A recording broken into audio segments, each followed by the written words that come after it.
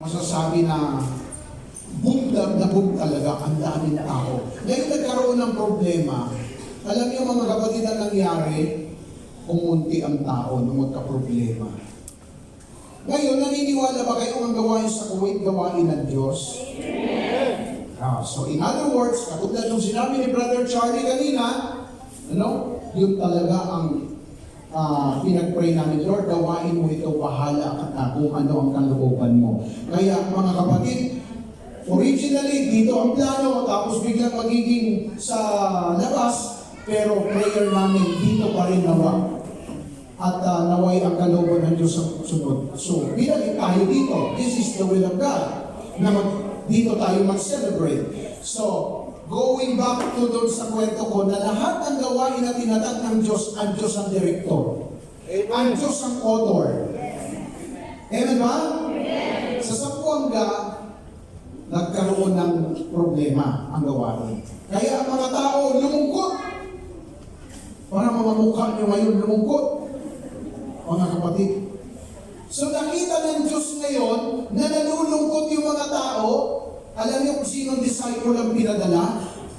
Ang pinadalang disciple dahil alam ng Diyos nalulungkot sila, si Brother Joy Bona.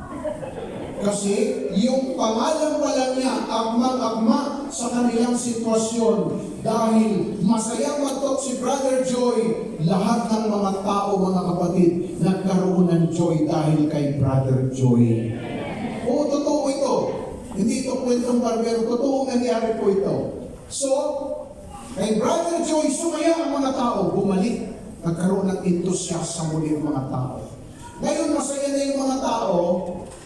Alam niyo, ang nangyari naman, siyempre, sumaya, wala pa mga kapatid na parang sistema. Kasi, di ba, nag-uumpisa pa nga, hindi alam paano yung mga love offering or yung mga prayer request. Nakita ng Diyos yun ang kulang na hindi makakilos pag walang tawag dito yung pera, hindi makakilos. So alam ng Diyos, kulang ang finances. Alam niyo kung sinong pinadala? Pinadala si Brother Manny Ibelis.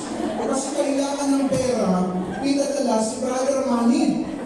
Kaya nag-preach si Brother Manny na nag-preach. Alam niyo mga tao, nabuksan sa generosity, talagang ang galing, tumama yung kanyang pangalan, yung mga tao na buksan. Ngayon, ang madami na ang pera, nalito ngayon kung sino ang hahawak kasi wala pang forma, treasurer, coordinator pa lang. Ngayon, mga kapatid, nalito ang mga tao. Kaya, nung nakita ng Diyos nalilito, pinadala si Brother Lito Rosanto. Totoo nakarating na dito yan, di ba? Amen. Si Brother Lito Rosanto, pinadala. Ang problema, lagi siyang hinihika noon mga kapatid. Kaya minsan talagang yung mga tao ay medyo, alam nyo na, sa halip na tawag dito, yung maibigay niya yung the best, siyempre pagka ikaw medyo may sakit-sakit, medyo hindi ka energetic. So, yung mga tao, nalilito sila. Ngayon, mga kapatid, biglang nagka-problema ulit sila dahil nga hindi naayos nagkaroon ng division ang gawain. Nakita ng Diyos na may division, nagkaroon ng problema. Ang pinadala ng Panginoon, dalawa na. Kasi mahirap na Alam niyo, pinadala ng Panginoon si Sam at si Paul. Samson Patag, si Paul Pantuha. Ang ginawa ng dalawa na yon, yung mga matitigas ang ulo, binigyan ng sample. Sinuspindi mga kapatid. Kaya may sample mga kapatid.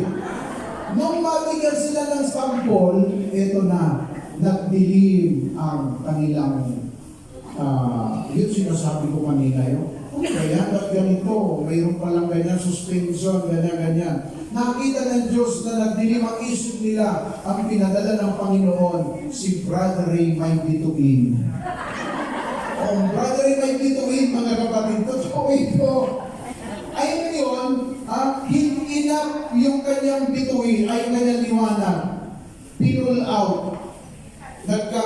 RCC sa Mindanao ang pinalit, Brother Resty Talahin. Mas malaki kasi yung tala sa dito